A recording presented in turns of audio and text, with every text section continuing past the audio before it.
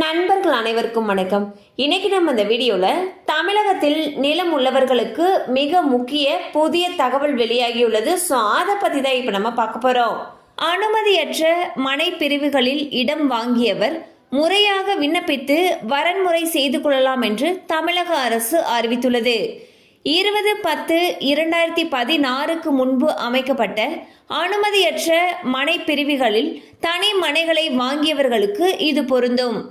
onlineppa.tn.gov.in என்ற இணையதளம் மூலம் விண்ணப்பங்களை பதிவு செய்து கொள்ளலாம் எனவும் தெரிவிக்கப்பட்டுள்ளது.